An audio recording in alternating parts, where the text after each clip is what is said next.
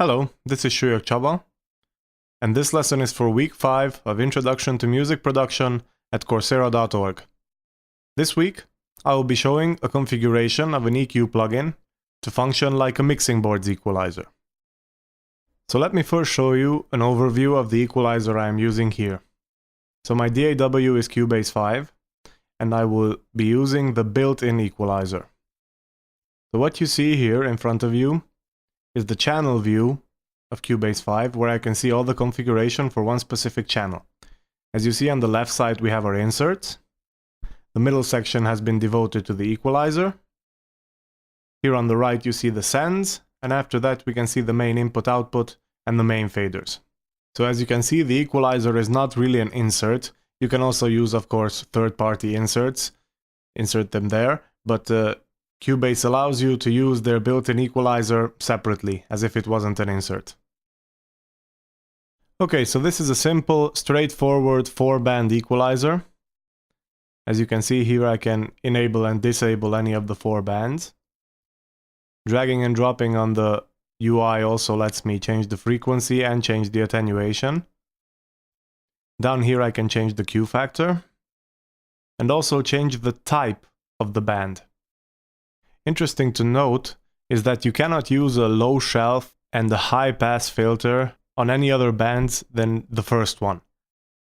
It's logical that you would put a low shelf or a high pass filter on the first band, but this way you lose the possibility of having one and the other.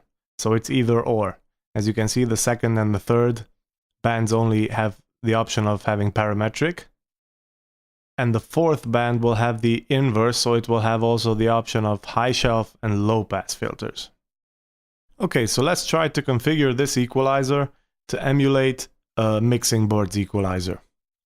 So the mixing board I have chosen is the Behringer Xenyx X2442 USB mixing board. Here you can see the picture of the mixer. Now here is a segment from the user manual of this mixing board, where you can see the mixer. Now, as you see in each channel strip, these 4 knobs will actually control the equalizer. Let's go to the EQ section to see this in more detail. So this is the EQ section. These 4 knobs actually control a 3-band equalizer. This first knob is a low shelf filter, set to a cutoff frequency of 80 Hz. This top knob is a high shelf filter with a cutoff frequency of 12 kHz. And then 2 knobs in between control 1 parametric EQ. The frequency of this parametric band can be set from 100 Hz to 8 kHz. And as you can see, all 3 bands can have extreme gain settings of ± 15 decibels.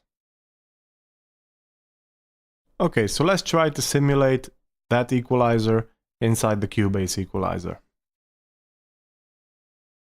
I will enable the first band, set its frequency, and set its type to low shelf. It was by default low shelf, but I always like to choose this low shelf 2.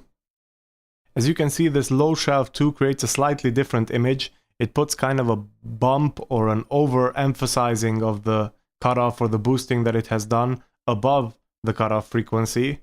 And this is actually more similar to what the analog mixers usually do. Although this is not completely accurate, I find that it puts a smooth feel into the mix. So I will do the same for the high shelf filter, set it to the appropriate frequency. And I will enable one of these middle bands to emulate the middle section of the equalizer from the mixing board. So the frequency of that middle band can actually go from 100 Hz to 8 kHz. I will leave it at 800 Hz for now. And also from the manual we can find out that the Q value in this band is always 1. Before we start working with this, let's save the whole preset. Up here we can see the presets just for the equalizer, not for the whole channel. Here we can save this preset as a jump-off point and use it from there. Okay, so I hope this lesson was informative and wasn't overly long. Thanks for watching. Thanks for your feedback. See you later.